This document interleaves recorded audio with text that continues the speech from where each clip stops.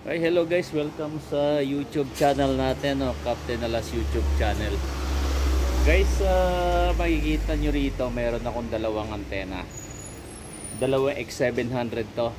So, due to strong typhoon, napaparating daw, no? At mahirap na.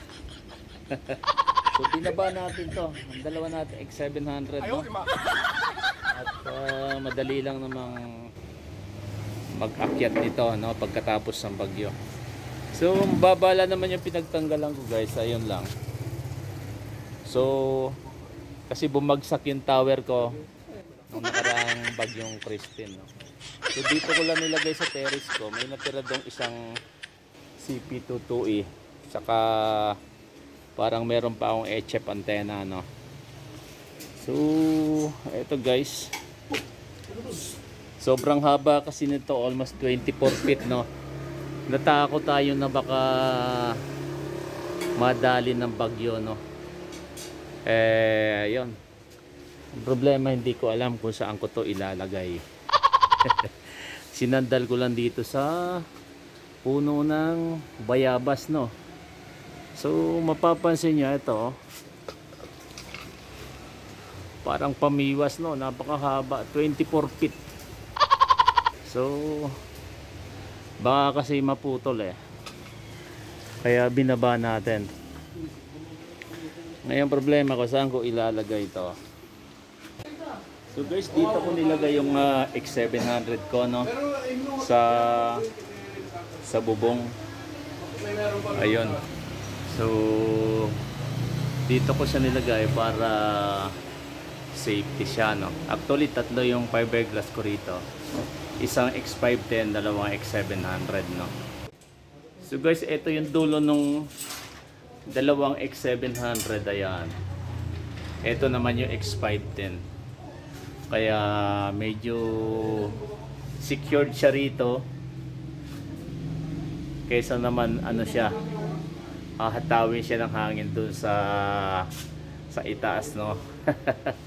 So mabuti nang dito lang siya. So ayun guys, no. Ayan yung X700 natin, saka X510. Okay, andito lang sa bubong.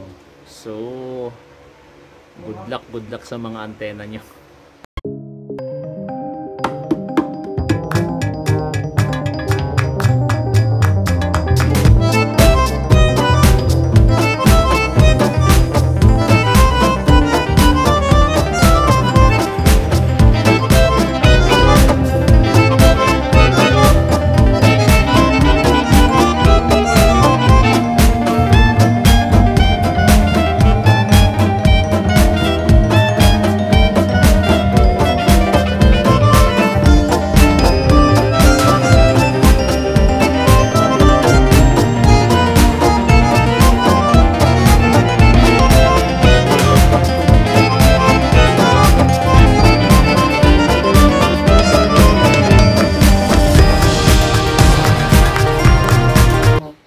Guys, tapos natin i-secured yung ating ilang antena, no.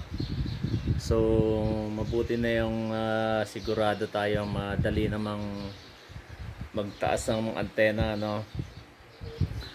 So ingat po tayo, ingat tayo sa ano, di baling masira yung mga antena. Pwede nating palitan yun, no. So kailangan always safety.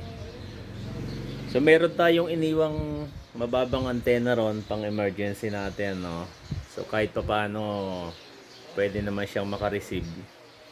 And then meron din tayong dipole antenna for HF, no, just in case na emergency. So pwede nating magamit, no. And then don't forget to charge so yung mga portable radio natin, just in case of emergency, pwede nating magamit, no. So yun lang po, at ingat po tayo guys, no. At hindi natin alam yung movement ng typhoon, no. Sana naman hindi po lumakas. Okay, hanggang sa muling vlog po natin.